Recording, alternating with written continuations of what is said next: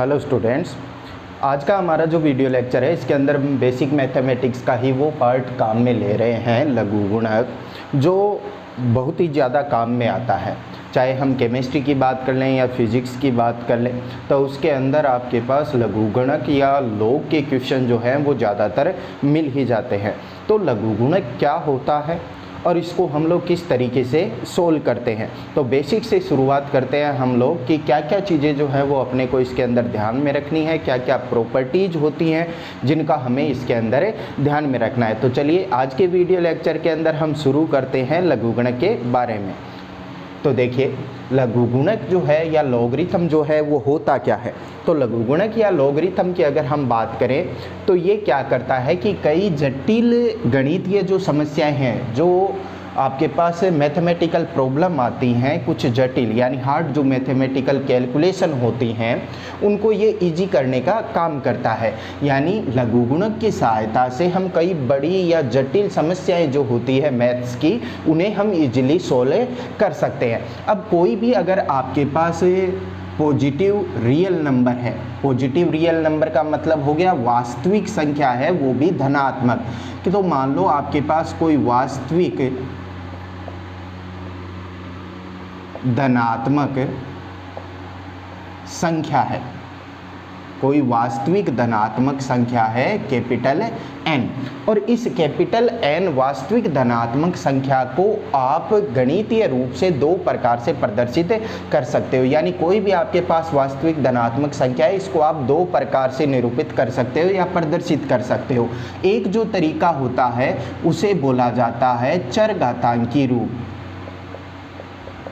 Exponential representation, चरघातांकीय प्रदर्शन।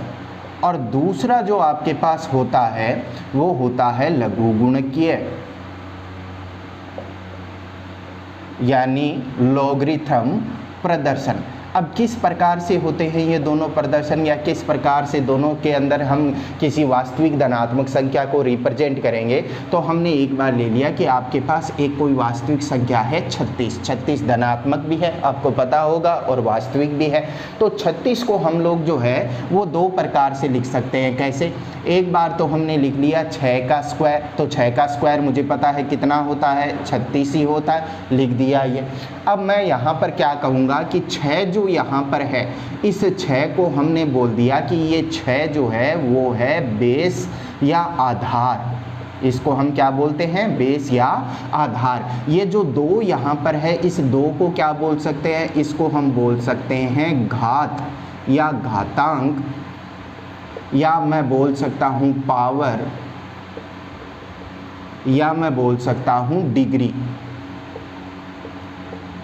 क्या क्या बोल सकता हूँ मैं? पावर भी बोल सकता हूँ, डिग्री भी बोल सकता हूँ, हिंदी के अंदर घातांक या घात भी हम लोग बोल सकते हैं। और ये जो 36 है वो क्या है? ये 36 जो है वो आपकी वो धनात्मक वास्तविक संख्या है जिसे आप लिख रहे हो।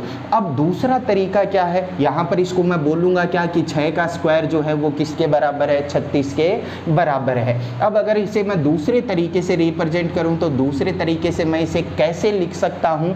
तो मैं लिखूँगा लॉग।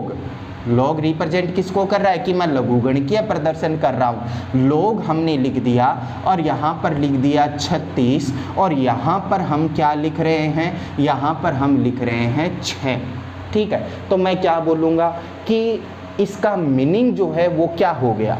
इसका मीनिंग है कि 6 की घात 2 का मान कितना है? 36 है।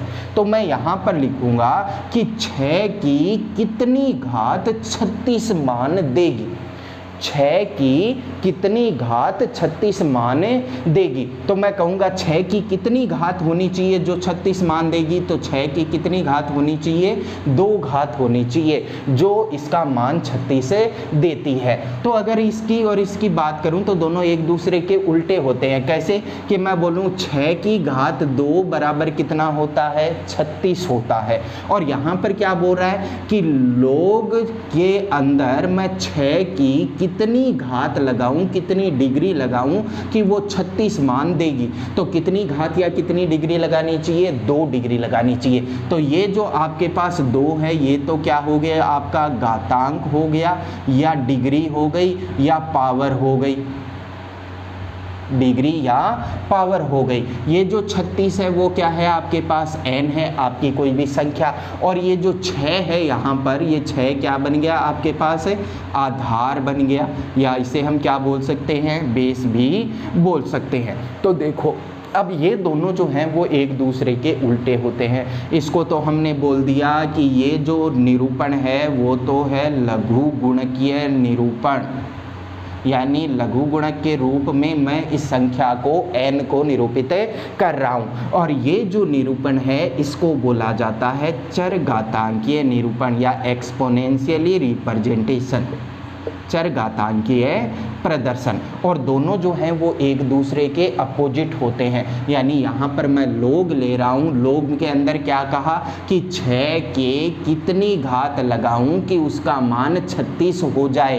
तो 6 की कितनी घात लगाई हमने, 2, जिससे उसका मान कितना हो गया, 36 हो गया। और यहाँ पर क्या बोल रहा है कि 6 की घात 2 का मान कितना होता है, 36 होता है। तो ये यहाँ पर अगर log हो रहा है तो मैं कहूँगा कि जो चरघातांकीय प्रदर्शन है वो इसका बिल्कुल अपोजिट होता है। तो इसको हम बोल सकते हैं एंटी लॉग, यानी log हमने यहाँ पर ले लिया। log का मीनिंग क्या, 6 की कितनी घात लगाएं कि मान 36 आ जाए, या log का मीनिंग क्या, 6 की कितनी घात लगाएं कि मान 36 आ जाए, तो 2 मान आ गया। अब यहाँ पर बोल रहा है कि 6 की घात 2 लगाने पर मान कितना आ रहा है, 36 आ रहा है। तो ये log लेना इसे बोलते हैं हम लोग, और log का बिल्कुल अपोजिट क्या हो जाएगा, एंटी लॉग। यानी एंटी लॉग किसको बोला जाता है, चरघातांकीय प्रदर्शन को बोला जाता है। अब यहाँ पर अगर हम इसी को एक कॉमन रिप्रेजेंटेशन के अंदर लिखें, तो मैं कॉमन रिप्रेजेंटेशन अगर इसका करना चाहूँ, मैं कहूँगा n अपने पास संख्या है, ठीक है, कोई भी वास्तविक धनात्मक संख्या। और इसका हमने 2 तरीके से निरूपण कर दिया। एक तो हम log के अंदर कर रहे हैं और दूसरा निरूपण कर दिया हमने किसके अंदर, चरघातांकीय रूप में। तो चरघातांकीय निरूपण में मैं लिखता हूँ कि यदि a की घात x का मान n हो, वो वास्तविक संख्या हो, a की घात x का मान क्या हो, वो वास्तविक संख्या n हो, तो log के अंदर इसी को मैं क्या लिख सकता हूँ, मैं कहूँगा कि log a की घात मैं कितनी लगाऊं कि मान क्या आए, n। a की घात मैं कितनी लगाऊं कि मान क्या आए, n, यानी a की घात मैं कितनी लगाऊं कि मान क्या आए, n आए। तो इसको हम क्या लिख सकते हैं, x ऐसे लिख सकते हैं। तो log या चरघातांकीय रूप से हम किसी वास्तविक धनात्मक संख्या को प्रदर्शित करते हैं। log का मीनिंग क्या हो गया, log का मीनिंग हो गया चरघातांकीय का बिल्कुल अपोजिट, यानी नीचे जो आपके पास ये a है ये होता है आधार, ये है वो संख्या, वास्तविक धनात्मक संख्या, और ये है आपके पास यहाँ पर x। अब अगर हम इसकी बात करें तो जो a और n आ रहा है, n के बारे में हमने क्या कहा, n के बारे में हमने सबसे पहले बात लिख ली है वास्तविक धनात्मक संख्या। वास्तविक धनात्मक संख्या का मीनिंग हो गया कि n का मान हमेशा 0 से क्या रहेगा, ज़्यादा रहेगा। और अगर हम a की आधार की बात कर ले, a की, तो आधार का मान कितना होगा, तो आधार का मान भी हम क्या लेंगे, हमेशा क्या होगा, धनात्मक होगा।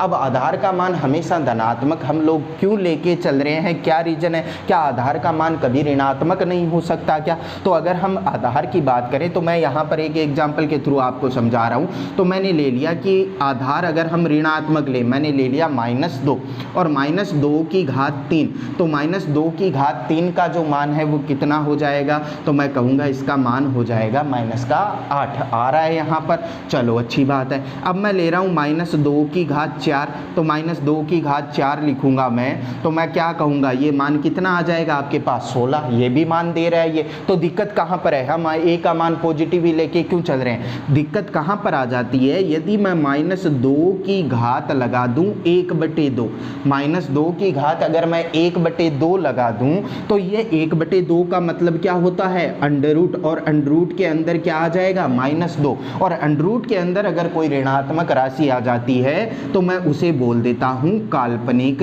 राशि। तो अगर मैं a का मान धनात्मक नहीं करता हूँ तो कुछ मानों के लिए तो जरूर ये संतुष्ट कर देता है, कोई आपको मान वास्तविक मान जो है वो प्रदान कर देता है, लेकिन कुछ ऐसी घात लगाने पर यदि मान जो है वो ऋणात्मक आ गया यानी काल्पनिक मान आ गया तो हमारी थ्योरी वहां पर फैले हो जाएगी। तो इससे बचने के लिए हम क्या करते हैं कि a जो आधार है उस आधार का मान हमेशा क्या लेते हैं, धनात्मक लेते हैं। और तीसरी कंडीशन एक और मैं जोड़ देता हूं कि a का जो मान है वो 1 नहीं होना चाहिए, आधार का जो मान है वो 1 नहीं होना चाहिए। इस चीज को हम आगे डिस्कस करेंगे कि a आधार का मान 1 क्यों नहीं होना चाहिए। तो अब हम अगर लॉगरिथम की बात करें या चरघातांकीय रूप की बात करें तो दोनों के अंदर ही आपको ध्यान में रखना है कि a जो आधार है वो भी कैसा है, धनात्मक, और n जो है वो भी कैसा है, धनात्मक है। अब a और n के मान के आधार पर जो x आ रहा है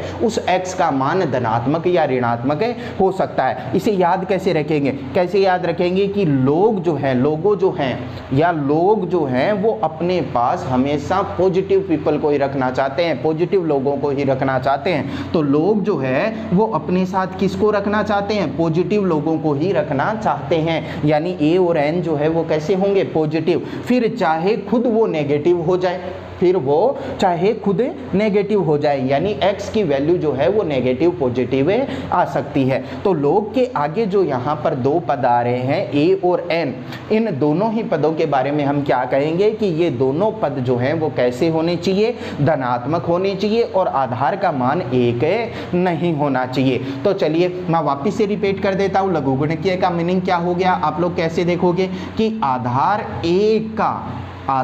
a की कितनी घात लगाएं, कितनी डिग्री लगाएं जिससे मान कितना आ जाए, na आ जाए। देखो एग्जाम्पल सोल्व करके हम लोग देखते हैं कि इसको हम लोग किस तरीके से डिफाइन करते हैं।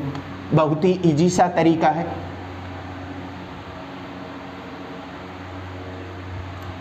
चलिए देखिए, हम एक एग्जाम्पल जो है वो लेके चलते हैं। क्या एग्जाम्पल हम लोग ले कि एक एग्जाम्पल अपने पास है कि log आधार 8 और यहाँ पर हमने लिख दिया 512।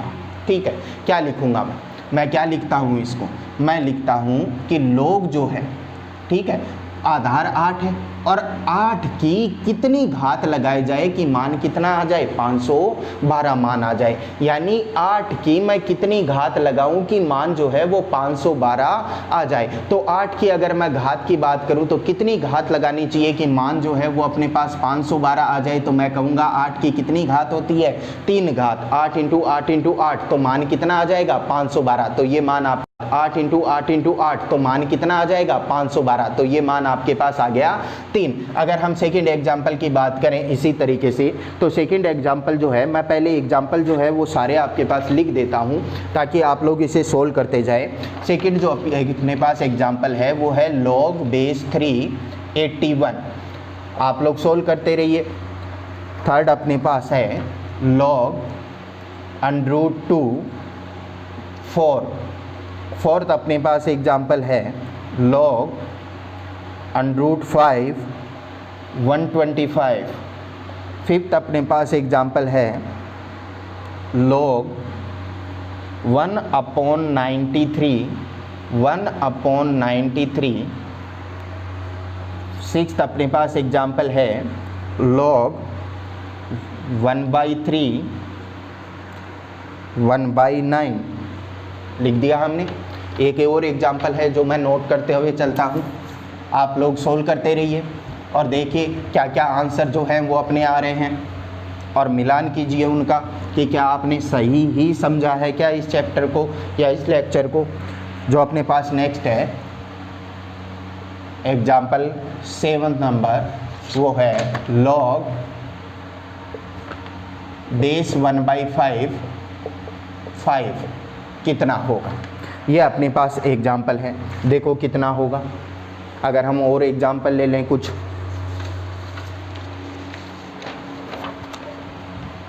log 81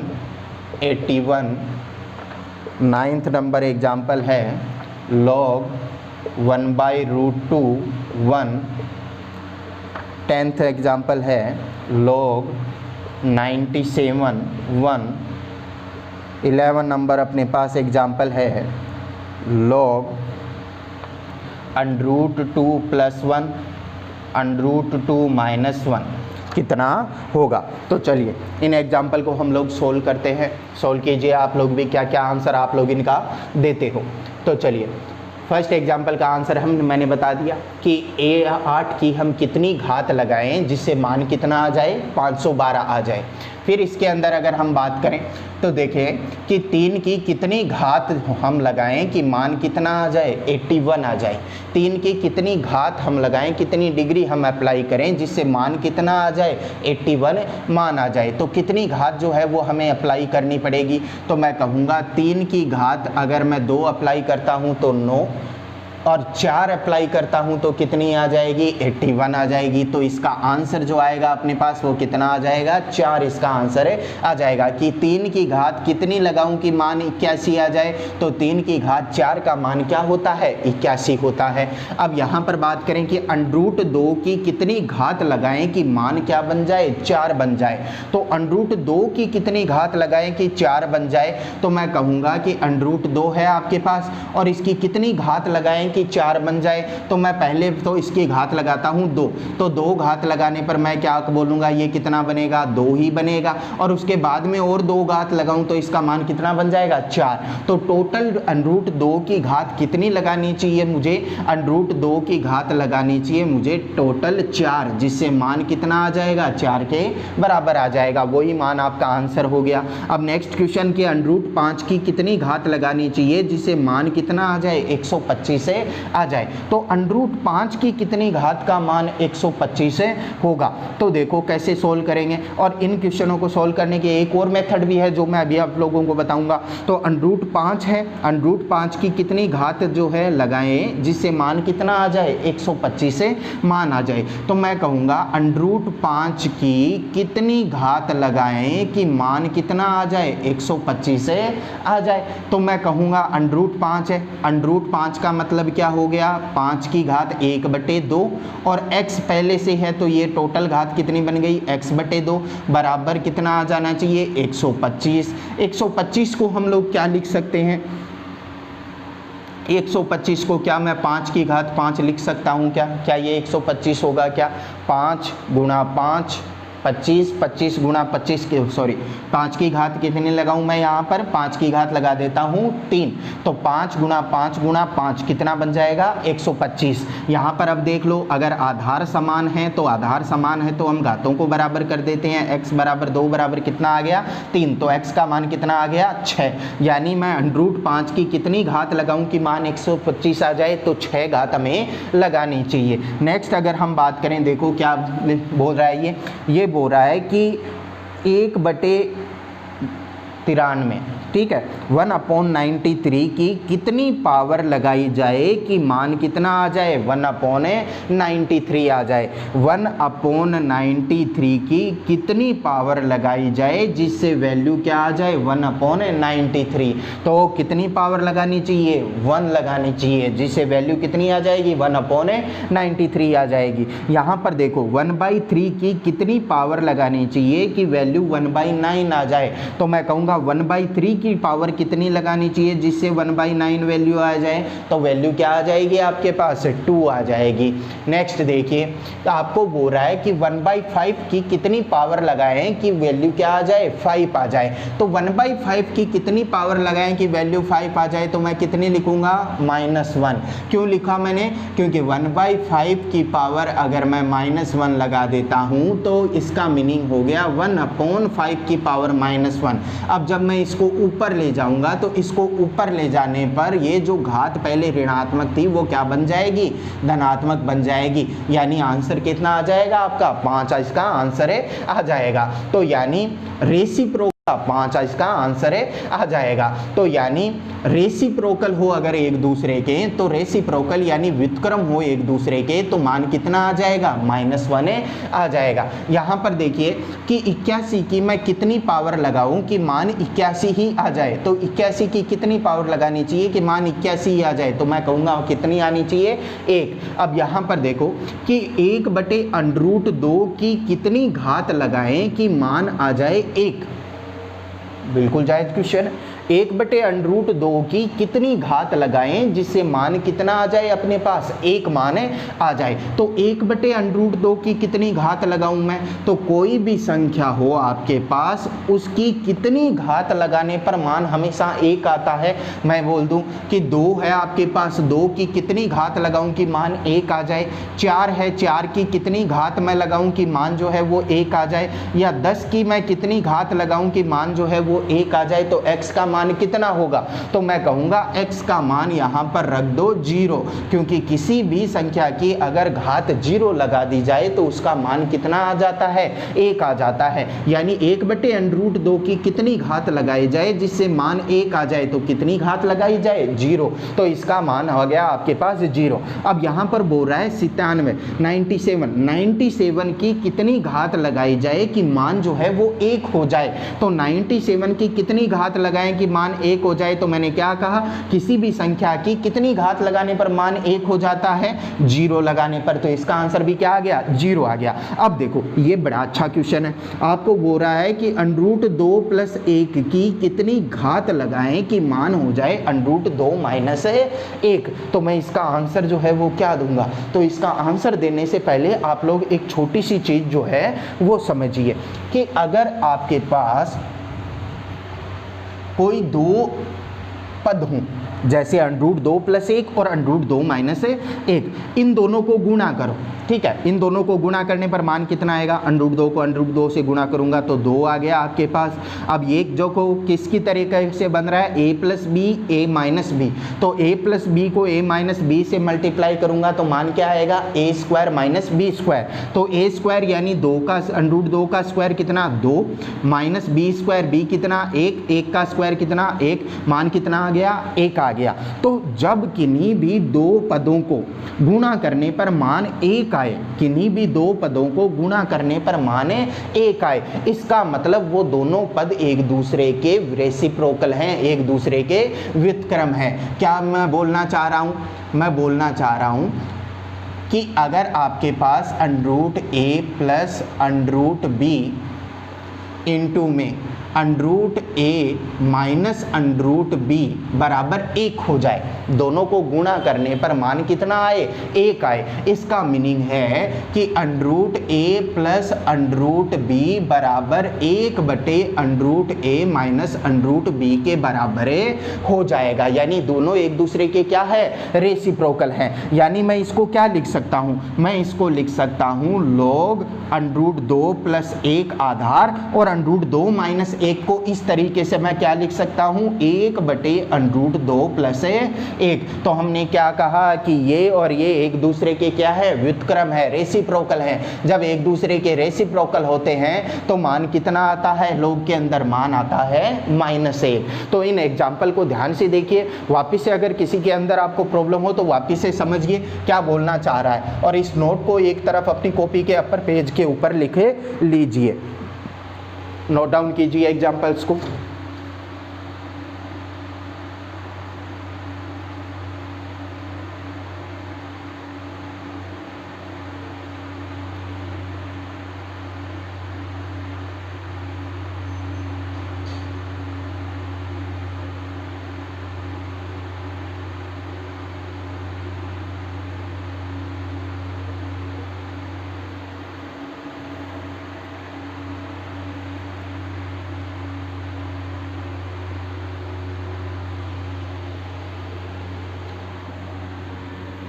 चलिए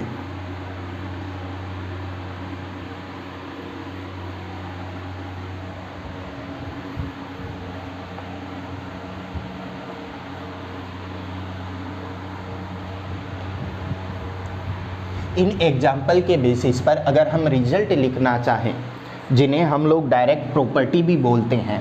कई ये बोलते हैं कि भाई प्रॉपर्टी पहले पढ़ो उसके बाद में एग्जाम्पल सोल्व करो, क्योंकि प्रॉपर्टी के बेसिस पर ही एग्जाम्पल सोल्व होते हैं। ऐसा कहना बिल्कुल गलत है। अगर हम बेसिक डेफिनेशन लेके चलें लॉगरिथम की, तो बेसिक डेफिनेशन से ही सारे प्रॉब्लम सोल्व होते हैं, उसी के बेसिस पर हम लोग जो है वो इसकी प्रॉपर्टीज़ पढ़ते हैं। तो अगर मैं फर्स्ट प्रॉपर्टी की बात करूँ इसकी, तो हमने इन एग्जाम्पल के अंदर क्या देखा है कि अगर log n बेस n यानी आधार और ये जो मान है, जो राशि है, वो दोनों समान हों, दोनों बराबर हों, तो मान जो आता है वो मान कितना आएगा?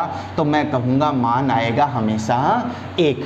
लेकिन कंडीशन क्या, जो हमने शुरुआत के अंदर लिखी थी कि आधार का मान 1 नहीं होना चाहिए। दूसरी चीज़ हमने यहाँ से क्या देखी है, क्या समझी है, अगर हम यहाँ पर बात करें कि अगर रेसिप्रोकल log n 1/n हो, तो जो मान आएगा वो मान हमेशा कितना आएगा? -1 आएगा। यानी आधार और ये जो राशि है वो एक दूसरे के रेसिप्रोकल या व्युत्क्रम हो, तो मान कितना आता है log का? -1 मान आ जाएगा। नेक्स्ट अगर हम बात करें, इसके अंदर ही हमने जो है वो क्या देखा है कि थर्ड कंडीशन हम बात करें कि log 1/n, तो इसका मान जो है वो कितना आएगा? यानी 1/n की कितनी घात लगाई जाए, या मैं बोल दूं यहाँ पर n है तो n की कितनी घात लगाई जाए कि मान जो है वो हमेशा कितना आए? 1 आए। तो इसका मान जो है वो हमेशा 1 आएगा, तो मैं बोलूँगा वैल्यू जो है वो कितनी आएगी? 0 आएगी। तो ये जो 3 हमने यहाँ पर प्रॉपर्टीज़ जो देखी हैं वो किसके बेसिस पर देखी है? एग्जाम्पल के बेसिस पर देखी है। इसी तरीके से हम और प्रॉपर्टी की बात करें तो उसके लिए हम लोग एग्जाम्पल जो है वो लिखते हैं कि कौन हैं। तो अगर मैं एक एग्जाम्पल यहाँ पर आप लोगों को बोल दूँ, आप लोग बस बेसिक तरीके से सोल्व करते जाइए, अपने आप प्रॉपर्टी बनती जाएगी। मैं बोलूँ log 1/2 0 कितना होगा? नेक्स्ट एग्जाम्पल की अगर हम बात करें, मैं लिख देता हूँ log 3/2 0 कितना होगा? ठीक है। अगर हम बात करें नेक्स्ट एग्जाम्पल की, log 2 की पावर log बेस 2 -4 कितना होगा? नेक्स्ट एग्जाम्पल की अगर हम बात करें, log बेस 10 0 कितना होगा? अगर हम बात करें log बेस 1 कितना होगा? तो अगर इन एग्जाम्पल की हम लोग बात करें तो देखो, इन एग्जाम्पल के बेसिस पर अगर हम वैल्यू लिखना चाहें तो वैल्यू कितनी आएगी अपने पास? तो फर्स्ट एग्जाम्पल अपने पास है, देखो क्या बोल रहा है कि 1/2 की मैं कितनी पावर लगाऊं कि वैल्यू क्या आ जाए? 0 आ जाए। यानी 1/2 की कितनी पावर लगाई जाए कि वैल्यू क्या आ जाए? 0 आ जाए। तो कैसे करें हम लोग कि 1/2 की मैं पावर कितनी लगाऊं कि वैल्यू जो है वो कितनी आ जाए? 0 आ जाए। तो कितनी पावर होगी? तो मैं इसका आंसर दे देता हूँ, पावर जो होगी वो कितनी होगी? इनफाइनाइट होगी, बहुत बड़ी होगी। और इसी को हम बोल भी सकते हैं, ऐसे भी बोल सकते हैं कि ये नॉट डिफाइंड है, नॉट डिफाइंड भी बोल सकते हैं। क्यों? क्योंकि अनंत मान आ रहा है यहाँ पर। अब इस अनंत मान का मतलब क्या हो गया? तो देखो 1/2 की घात अगर मैं अनंत लगा दूँ, इनफाइनाइट लगा दूँ, तो इसका मीनिंग क्या हो गया? 1 की पावर इनफाइनाइट अपॉन में 2 की पावर इनफाइनाइट। 1 की पावर तो चाहे कितनी भी लगाएं तो वैल्यू क्या आ जाती है? हमेशा 1 ही आती है। तो ये बन गया आपके पास 1/2 की पावर इनफाइनाइट। 2 की पावर इनफाइनाइट यानी 2 × 2 × 2 × 2 आगे चलता जाएगा बहुत ज़्यादा डिस्टेंस तक, यानी इनफाइनाइट तक वो चलता जाएगा। तो ये जो वैल्यू आएगी वो कितनी आएगी? तो मैं कहूँगा 2 की पावर इनफाइनाइट जो है वो कितना आएगा? तो 2 की पावर इनफाइनाइट कितना आता है? तो हम बोलेंगे 2 की पावर इनफाइनाइट, अगर 2 पॉजिटिव है तो ये वैल्यू आ जाएगी इनफाइनाइट, और वैल्यू कितनी बन जाएगी? 0 बन जाएगी। अब इस चीज़ को हम अलग लेके चलते हैं कि 2 की पावर इनफाइनाइट की वैल्यू जो है वो इनफाइनाइट कैसे लिख दी। तो देखो अगर हम बात करें कि a की पावर इनफाइनाइट की वैल्यू जो है वो क्या होगी। तो a की पावर इनफाइनाइट की वैल्यू बताने से पहले आपको ये देखना है कि a जो है वो क्या है। इस a के मान के आधार पर हमें बताना है कि a की पावर इनफाइनाइट की वैल्यू जो है वो कितनी होगी। जैसे मान लो कि a जो है वो पॉजिटिव या 1 से बड़ा है तो क्या मान होगा, अगर a का मान 1 से छोटा है तो कैसे मान होगा, और a का मान 1 के बराबर है तो मान कैसे होगा। और यहीं से मैंने आपको लिखवाया था कि a की वैल्यू 1 के इक्वल 1 के इक्वल नहीं होनी चाहिए, वो यहीं से आपके पास क्लियर होगी कि अगर a की घात अनंत है तो आपको ये देखना है सबसे पहले कि a का जो मान है वो 1 से बड़ा है, 1 से छोटा है या 1 है। जब 1 से बड़ा होगा तो a का मान जब 1 से बड़ा है तो मैं बोल लेता हूँ कि जैसे अपने पास है 2 की पावर इनफाइनाइट, ठीक है, a का मान यानी a जो है वो है आपके पास 2 और 2 का मान इनफाइनाइट, तो इनफाइनाइट मान रखूंगा तो मैं कितना आएगा मान, इनफाइनाइट ही आ जाएगा, तो इनफाइनाइट आएगा। लेकिन अगर a का मान 1 से छोटा है यानी मैंने बोल दिया 0.1 की घात इनफाइनाइट, तो 0.1 की घात इनफाइनाइट का मीनिंग क्या हो गया, तो पहले लेके चलो कि 0.1 की घात 2, तो मैं लिखूंगा 0.1 गुणा में 0.1 मान कितना आ जाएगा 0.01। फिर मैंने पावर बढ़ा दी 0.1 की घात 3 कितनी, तो मैं कहूँगा 0.1 गुणा 0.1 गुणा 0.1 मान कितना आ जाएगा 0.001 आ जाएगा आपके पास। तो देखो जैसे जैसे मैं घात बढ़ा रहा हूँ तो जैसे जैसे घात बढ़ा रहा हूँ मान क्या हो रहा है, कम होता जा रहा है। तो अगर मैं 0.1 की घात अनंत लगा दूं तो इसका मतलब ये अनंत बार मल्टीप्लाई होगा, और अनंत बार मल्टीप्लाई होगा यानी इसका मान जो है वो कम होता होता होता लास्ट में कितना हो जाएगा 0 हो जाएगा। तो अगर a का मान 1 से कम है यानी 0 से 1 के बीच में है तो जो मान आएगा 0.1 की घात अनंत का या a की घात अनंत का वो मान कितना आ जाएगा 0 आ जाएगा। अब अगर a का मान 1 के बराबर हो तो मान कितना आ जाएगा, तो मैं बोलूँगा 1 की घात इनफाइनाइट का मान कितना होगा 1 गुणा 1 गुणा 1 गुणा आगे की ओर चलता जाएगा और ये मान किसके बराबर हो जाएगा 1 के बराबर हो जाएगा। तो a की घात अनंत का मान अगर आपको देखना हो तो a की घात अनंत के मान के लिए सबसे पहले आपको ये चेक करना है, अगले से आप ये पूछो कि a जो है उसका मान किस प्रकार का है, क्या वो मान 1 से बड़ा है या वो मान 1 से छोटा है या वो मान 1 के बराबर है। उसके आधार पर हम लोग इस तरीके का आंसर देते हैं। अब चलिए नेक्स्ट पर हम लोग बात करते हैं। वो आपको बोल रहा है कि log 3/2 की घात 0 log 3/2 और यहाँ पर है 0। इसका मीनिंग क्या हो गया कि 3/2 की घात कितनी लगाई जाए कि उसका मान 0 हो जाए। क्या बोल रहा है 3/2 की घात कितनी लगाई जाए कि उसका मान क्या हो जाए 0 हो जाए। तो देखो यहाँ पर अपना जो आंसर है वो इसी के अंदर छुपा हुआ है। 3/2 की अगर हम बात करें तो 3/2 की अगर हम बात करेंगे तो क्या ये मान 1 से बड़ा है क्या, तो 3/2 की अगर बात करें तो मान जो है वो 1 से बड़ा है और 1 से बड़ा होता है तो मान कितना हो जाता है अनंत हो जाता है। तो यहाँ पर देखो आपको बोल रहा है कि 3/2 की घात कितनी लगाई जाए तो मान कितना हो जाए 0 हो जाए। 0 कब होता है, 0 तब होता है जब नीचे वाली जो क्वांटिटी है उसका मान बहुत ज़्यादा बड़ा हो। अब मैं यहाँ पर अगर आंसर देना चाहूँ तो मैं इसका आंसर दूंगा माइनस, अब मैं यहाँ पर अगर आंसर देना चाहूँ तो मैं इसका आंसर दूंगा माइनस इनफाइनाइट पावर लगा दी जाए। क्यों लगाया मैंने माइनस अनंत, तो देखो यहाँ पर कि अगर मैं x की घात लगा देता हूँ माइनस अनंत तो माइनस अनंत का मतलब क्या हो गया, माइनस अनंत का मतलब हो गया कि इसको मैं लिख सकता हूँ 2/3 की घात अनंत लिख सकता हूँ। क्या घात ऋणात्मक है, घात को धनात्मक कर दिया तो जो ऊपर था उसे नीचे ले आए, जो नीचे था उसे ऊपर ले आए। 2 की घात अनंत बटे में 3 की घात अनंत, तो मुझे बताओ इन दोनों में से मान किसका ज्यादा है, 2 की घात अनंत का मान ज्यादा होगा या 3 की घात अनंत का मान ज्यादा होगा। तो एक तो दिमाग लगाएंगे कि भाई 2 की घात अनंत है तो ये भी अनंत होगा और 3 की घात अनंत है तो ये भी कितना हो जाएगा अनंत हो जाएगा। अरे अनंत तो हो जाएगा लेकिन अगर हम कंपेरिजन करें कि जैसे 2 की घात भी 2 है और 3 की घात भी 2 है तो मान किसका ज्यादा है, 2 की घात 2 कितनी हो जाएगी 4, 3 की घात 2 को कितनी हो जाएगी 9। तो मान किसका ज़्यादा है, नीचे वाली क्वांटिटी का ज़्यादा है समान घात के लिए। तो समान घात के लिए अगर नीचे वाली क्वांटिटी का मान ज़्यादा है यानी बहुत ज़्यादा है तो मैं मान कितना लिख लेता हूँ 0। अब बोले सर 2 की घात अनंत को आपने बहुत छोटा क्यों ले लिया, 3 की घात अनंत को बहुत ज़्यादा बड़ा क्यों ले लिया। तो देखो जैसे हम लोग चले 2 की घात 2 की बात करनी तो 2 की घात 2 कितनी हो गई 4 हो गई। 3 की घात 2 की बात करें तो 3 की घात 2 कितनी हो गई आपके पास 9 हो गई।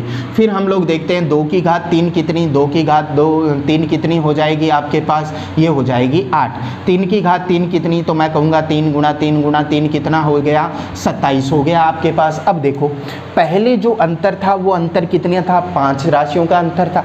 यहाँ पर अगर अंतर देखें तो अंतर बढ़ रहा है। ऐसे ही जैसे जैसे घात बढ़ती जाएगी इन दोनों के मान में अंतर भी बढ़ता जाएगा और इन दोनों के मान में अंतर बढ़ता जाएगा तो मैं ये लिख सकता हूँ कि 2 की घात अनंत का मान जो है वो 3 की घात अनंत से बहुत छोटा है और बहुत छोटा होने की वजह से मान क्या लिख दिया हमने यहाँ पर 0 लिख दिया। तो 3/2 की कितनी घात लगाई जाए कि मान 0 हो जाए, तो 3/2 की घात कितनी लगाई जाए माइनस अनंत लगाई जाए। चलिए नेक्स्ट क्वेश्चन पर अगर हम बात करें तो नेक्स्ट क्वेश्चन क्या बोल रहा है कि 2 की घात कितनी लगाई जाए कि -4 हो जाए। तो 2 की घात बोले कितनी लगाई जाए -4 हो जाए। हम लोग सोल्व करने बैठते हैं लेकिन मैं सीधा सीधा आंसर दे देता हूँ नॉट डिफाइंड।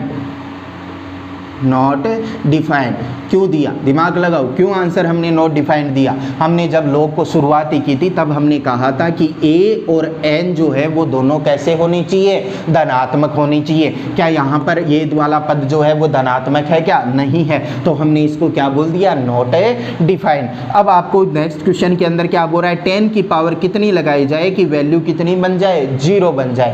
10 की पावर मैं कितनी लगाऊं कि वैल्यू जो है वो 0 बन जाए। तो सबसे पहली बात तो मैं इसे लिख सकता हूं नॉट डिफाइंड, और नॉट डिफाइंड मैं क्यों लिख रहा हूं उसका भी रीजन मेरे पास है। कैसे कि अगर मैं नॉट डिफाइंड नहीं लिखता तो वैल्यू क्या होती, मैं बोल रहा हूं 10 की पावर कितनी लगाई जाए कि वैल्यू कितनी बने 0 बने। तो 10 की पावर कितनी लगाएंगे कि वैल्यू 0 बनेगी, तो मैं कहूँगा यहाँ पर 10 की पावर अगर मैं धनात्मक कोई लगाता हूँ तो वैल्यू 0 से हमेशा क्या आएगी, बड़ी ही आएगी। लेकिन अगर मैं इसकी घात ऋणात्मक लगा दूँ तो देखो क्या होगा, अगर मैं घात इसकी लगा देता हूँ -1 तो ये 1/10 बन जाएगा और 1/10 का मान 0.1 आ जाएगा। फिर मैं 10 की घात -2 लगा दूँ तो 1/100 बन जाएगा, तो मान कितना आएगा 0.01 आ जाएगा। तो इसी तरीके से अगर मैं माइनस के अंदर घात को बढ़ाता चाहूँ तो ये मान जो है वो कम होता जाएगा और लास्ट में मान कितना हो जाएगा 0 हो जाएगा। यानी x का जो मान है वो x का मान मैं कितना कर दूं, माइनस अनंत कर दूं। तो 10 की घात अगर माइनस अनंत कर दी मैंने, इसका मतलब क्या है, 10 की घात माइनस अनंत करने का मीनिंग है कि 1/10 की घात अनंत, और 1/10 की घात अनंत, 10 की घात अनंत 10 बड़ी है 1 से बड़ी संख्या के अगर हो तो उसका मान कितना आता है अनंत। 1/अनंत का मान कितना हो जाता है 0। यानी x का मान कितना हो जिससे 0 मान आ जाए, या 10 की घात कितनी लगाएं कि मान 0 बन जाए। तो मैं कहूँगा कि x की घात जो है वो कितनी लगानी चाहिए, हमें माइनस अनंत लगानी चाहिए। तो मैं कहूँगा माइनस अनंत। अब अनंत जो है वो खुद के अंदर ही बहुत बड़ी संख्या है, बहुत बड़ी संख्या है और वो क्या है नॉट डिफाइंड है। जैसे यहाँ पर ये माइनस अनंत लिखा तो इसका आंसर हम लोग ये भी दे सकते हैं कि ये नॉट डिफाइंड है। क्यों, क्योंकि अनंत को किसी ने देखा नहीं है। अगर आप एक कोई बड़ी संख्या बताओगे तो कोई दूसरा उससे ज़्यादा बड़ी संख्या आपको बता देगा। तो अनंत जो है वो खुद के अंदर ही नॉट डिफाइंड है। अब यहाँ पर अगर हम बात करें log 1 तो वैल्यू कितनी होगी, आप लोग झट से बताओगे कि अगर ये दोनों सेम होते हैं तो वैल्यू कितनी होती है 1 होती है। लेकिन ऐसा नहीं है, हमने कहा था कि a की वैल्यू कितनी नहीं होनी चाहिए 1 नहीं होनी चाहिए, 1 नहीं होनी चाहिए। यानी ये जो है आपके पास वो क्या है नॉट डिफाइंड है। तो क्या आपको ये एग्जाम्पल जो मैं करवा रहा हूँ वो समझ में आ रहे हैं क्या थ्योरी जो मैं पढ़ा रहा हूँ वो समझ में आ रही है क्या, आप लोग मुझे ज़रूर बताएं।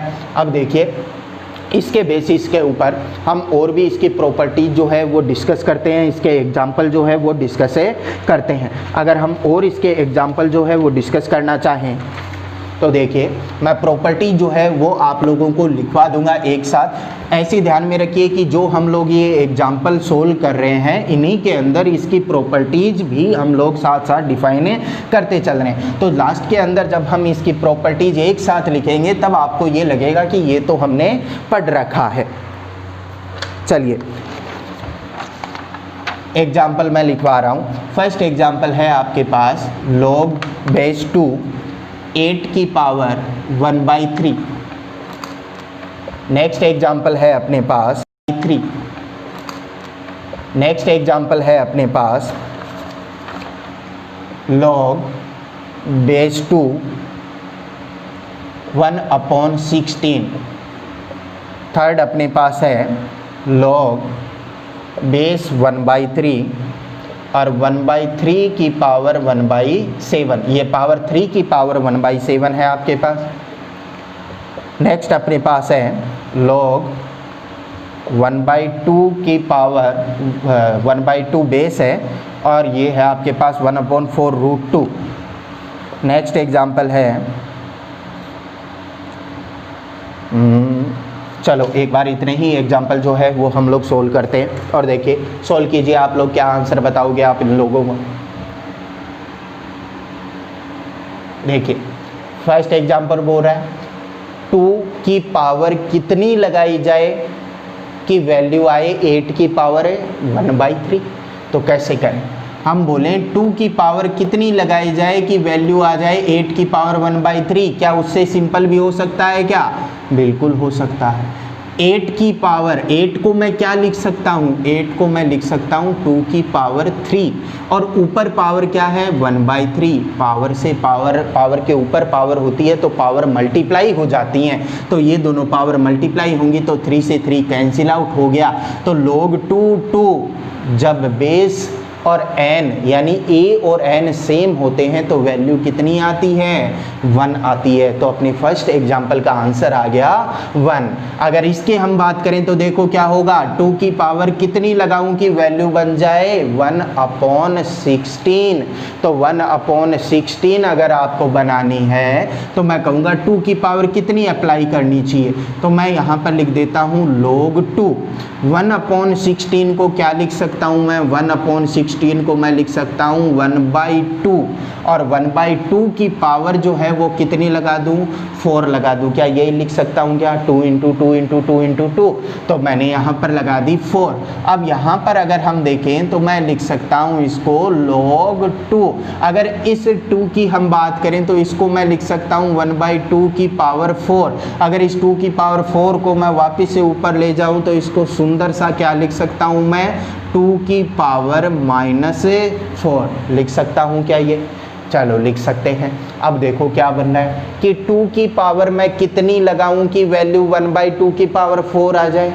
2 की पावर मैं कितनी लगाऊं कि वैल्यू 1/2 की पावर 4 आ जाए। तो मैं क्या बोलूँगा, मैं बोलूँगा 2 की पावर कितनी लगे कि वैल्यू 1/2 की पावर 4 आ जाए। तो कितनी मैं वैल्यू लिखाऊंगा, तो पहले तो इसको नीचे जाना चाहिए। नीचे कब जाएगा, जब पावर होगी ऋणात्मक, और ऋणात्मक पावर कितनी होनी चाहिए 4। यानी अगर मैं 2 की घात -4 कर दूं तो वैल्यू क्या आएगी 1/2 की घात 4। यानी यही इसको हम लोग लिख सकते हैं। तो देखो क्या होगा यहाँ पर कि मैं 2 की कितनी घात लगाऊं कि वैल्यू 1/2 की पावर 4 आए। तो कितनी घात लगाई मैंने -4। तो इसका आंसर अपने पास क्या बन गया -4 बन गया। अब देखो यहाँ पर log 1/3 की घात 1/7।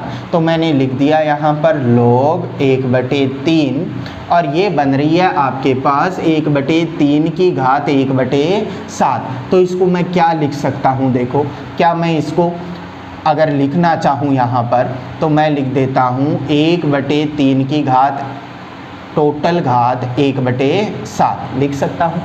अब देखो क्या बोल रहा है कि 1/3 की कितनी घात लगे जिससे मान कितना आए 1/3 की घात 1/7 आ जाए। यानी 1/3 की घात में कितनी लगाऊं कि मान जो आए वो क्या आए 1/3 की घात 1/7 आ जाए। तो ये तो बिल्कुल ईजी सा हो गया। आधार समान मतलब x का मान कितना आना चाहिए 1/7। तो मैं कहूँगा 1/3 की कितनी घात लगाएं कि मान जो है वो 1/3 की घात 1/7 आए, तो मान कितना होगा 1/7 हो जाएगा। नेक्स्ट की बात करें तो देखो 1/2 यहाँ पर है 1/4 √2। थोड़ा सा सिंपल कर लेते हैं इसको। मैं क्या लिख सकता हूँ log 1/2 1/4 √2 है, तो मैं इसको लिख देता हूँ 2 की घात 2। 4 को क्या लिख दिया 2 की घात 2, और √2 का मतलब 2 की घात कितनी होती है 1/2। तो ये क्या बन गया आपके पास, ये बन गया log 1/2 और यहाँ पर बन गया 1/2 की घात 2 प्लस 1/2। 2 प्लस 1/2 यानी घात कितनी बन जाएगी 5/2 बन जाएगी। तो देखो क्या लिखेंगे 1/2 की कितनी घात लगाएं कि मान 1/2 की घात 5/2 आ जाए। तो मैं क्या बोलूँगा कि 1/2 की घात कितनी लगाएं कि मान बन जाए 1/2 की घात 5/2। तो आधार समान है तो मैं कहूँगा x बराबर कितना आ जाएगा 5/2 आ जाएगा। अब देखो यहाँ पर हमने ये एग्जाम्पल जो सोल्व किए हैं इनके अंदर एक चीज़ जो है वो मेरे को बतानी है आपको प्रॉपर्टीज़ की, कि सारे के सारे एग्जाम्पल हमने बेसिक तरीके से सोल्व किए हैं, लेकिन इन सब के आधार पर हम लोग एक बेसिक तरीका जो है, एक बेसिक प्रॉपर्टी जो है वो नोट कर सकते हैं। कैसे कि अगर मैं इसको छोड़ दूँ, यहाँ से स्टार्ट करूँ, ठीक है, एक यहाँ पर 2 की घात 2 और यहाँ पर कितना 1/16, ठीक है, यहाँ पर हमने लिख दिया 2, यहाँ पर लिख दिया 1/2, ये बन गया अपने पास -4। अब देखो क्या मैं इसको ऐसे लिख सकता हूँ क्या, log 2 की घात -4, क्या लिख सकता हूँ क्या इसको, मान -4, क्या लिख सकता हूँ क्या इसको, मान कितना है -4, बिल्कुल लिख दिया मैंने। यहाँ पर मान वही आ रहा है -4। इसके अंदर भी हमने यही बात की थी। देखिए यहाँ पर अपने पास इन सब एग्जाम्पल से हम लोग क्या सीख सकते हैं कि देखो 1/3 अगर ये वाला पोर्शन जो है वो सेम है तो जो अपने पास आंसर आया है वो केवल क्या आया है, उसकी पावर आई है। यहाँ पर देखो कि अगर 1/2 और 1/2 दोनों सेम हैं, तो दोनों सेम है तो जो अपने पास आंसर आया है वो क्या आंसर आया है, इसकी पावर आंसर आया है। ऐसे ही यहाँ पर देखो कि अगर ये log 2 और ये 2 सेम है, बेस और n जो है वो दोनों सेम है, तो आंसर अपने पास क्या आया, उसकी पावर आ गई। तो यहाँ से हम लोग एक जो प्रॉपर्टी है वो क्या लिख सकते हैं कि अगर आपके पास log a n हो, ठीक है, log a n हो, या फिर मैं बोल दूं कि n हो यहाँ पर और n की पावर हो x, यानी आधार और ये संख्या दोनों अगर समान हो, तो दोनों समान हो तो मैं क्या लिख सकता हूँ यहाँ पर कि पावर जो है वो आ जाएगी मल्टीप्लाई के अंदर, और बाकी जो आपके पास बच रखा है वो आ जाएगा log n, और इसकी वैल्यू क्या होती है, इसकी वैल्यू होती है 1। तो ये अपने पास से आ गया इसका एक प्रॉपर्टी। नेक्स्ट अगर हम प्रॉपर्टी की बात करें तो नेक्स्ट इसी से रिलेटेड करके देख सकते हैं हम लोग कि अगर मान लो ये यहाँ पर सेम ना हो, ठीक है, तो किस तरीके से करेंगे हम लोग। तो देखो कि अगर आपके पास आ जाए log a n की पावर x, यानी ये दोनों जो हैं वो सेम ना हो लेकिन पावर जो है वो क्या हो, x हो, तो ये पावर जो है वो आ जाएगी मल्टीप्लाई में और आगे बच जाएगा log a base a n। ये अपने पास एक प्रॉपर्टी बन जाती है log की, यानी जो पावर होती है वो कहाँ पर आ जाती है, मल्टीप्लाई के अंदर आ जाती है। अब अगर नेक्स्ट प्रॉपर्टीज की हम लोग बात करें तो log की जो बाकी प्रॉपर्टीज होती हैं वो क्या क्या होती हैं, देखिए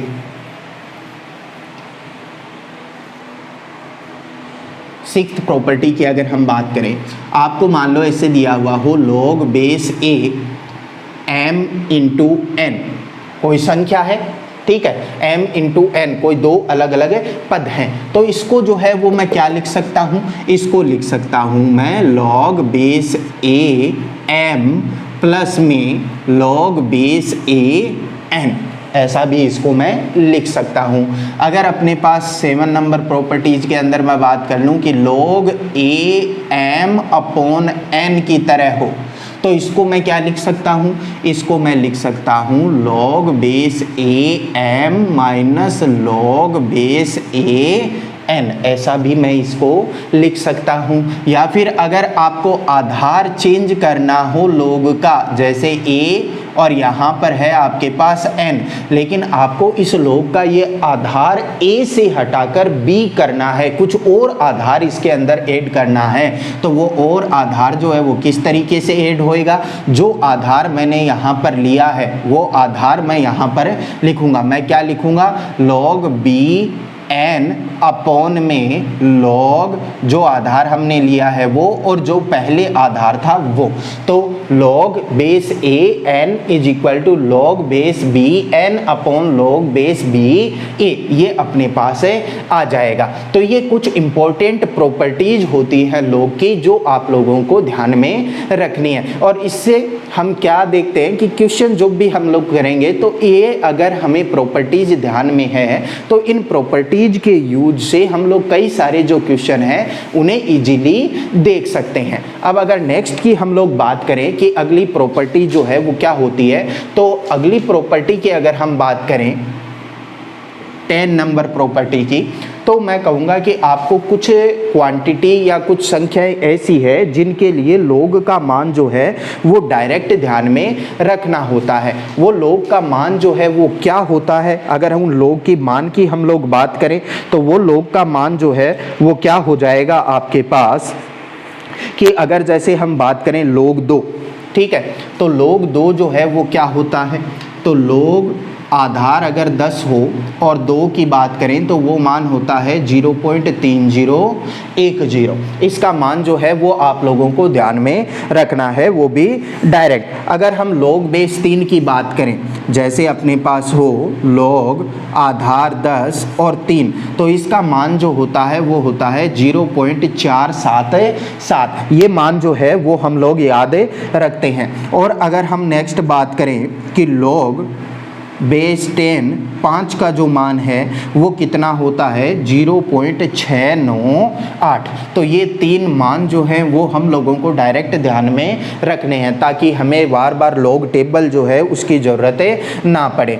log 10 की अगर हम इसके लिए ही बात करेंगे तो log 10 की वैल्यू कितनी हो जाएगी, 1 हो जाएगी, क्योंकि a और n जो है वो सेम हो जाएंगे। अब एक जो प्रॉब्लम आती है कई स्टूडेंट्स को, वो प्रॉब्लम क्या होती है कि कई जगह वो बोलते हैं कि हमारे पास लिखा हुआ है ln और कई जगह हमारे पास लिखा हुआ है log, तो इन दोनों का जो डिफरेंस है वो क्या होता है, ठीक है।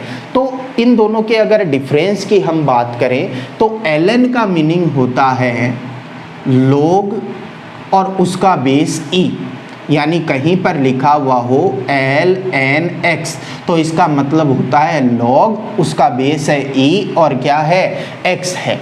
अगर हम log सिंपल कहीं पर लिखा हुआ है तो उसका मीनिंग होता है log की बेस 10, यानी log का आधार 10। तो ln और log के अंदर क्या रिलेशन होता है कि ln(x) जो और log के अंदर क्या रिलेशन होता है कि ln(x) जो है वो क्या होता है, आधार e के अंदर होता है। अगर हम ln को log के अंदर चेंज करें, ln को किस में चेंज करते हैं, log के अंदर चेंज करते हैं, तो हम क्या करेंगे कि ln(x)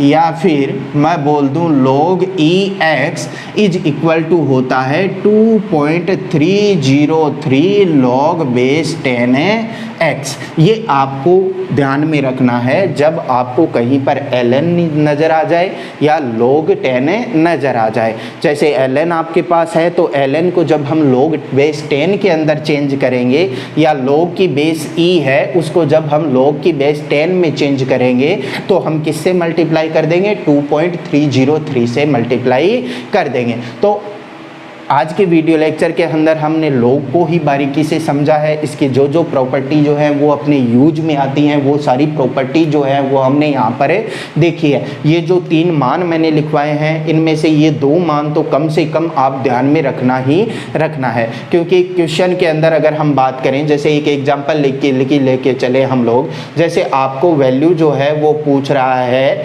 log 12 की, कि log 12 बेस 10 जो है वो कितना होगा। तो इसको हम लोग कैसे सोल्व करें? 12 है तो इसको मैं क्या लिख सकता हूँ? इसको मैं लिख सकता हूँ 4 × 3 लिख दिया। अब ये 4 × 3 मैंने क्यों लिखा? क्योंकि मेरे पास ये वाली प्रॉपर्टी है m × n की। इसके अंदर मैं क्या लिख सकता हूँ? log m + log n। तो मैं इसको लिख सकता हूँ log 4 प्लस में log 3, और बेस जो है वो दोनों का ही क्या है? 10 है। अब देखो क्या होगा आपके पास, मैं क्या लिखूंगा? log 4। तो log 4 को मैं क्या लिख सकता हूँ? मैं क्या log 4 को log 2 की पावर 2 लिख सकता हूँ। प्लस में मैंने क्या लिख दिया? log 3, बेस कितना है? 10। अब देखो क्या होगा, पावर वाला देखो, पावर अगर होती है तो क्या हो जाएगा? पावर पहले आ जाएगी, पावर आ जाएगी पहले। तो मैं इसको लिखूंगा 2 log बेस 10 2 प्लस में log बेस 10 3। वैल्यू क्या बन जाएगी इसकी? 2 मल्टीप्लाई में log बेस 10 2 की वैल्यू कितनी होती है? वो वैल्यू होती है 0.3010, प्लस में log बेस 10 3 की वैल्यू होती है 0.477, और ये आपके पास आंसर आपका आ जाएगा। तो कोई भी log का क्वेश्चन हो तो बेसिक मेथड से उसे सोल्व करने की कोशिशें करते हैं। तो आज के वीडियो लेक्चर के अंदर इतना ही।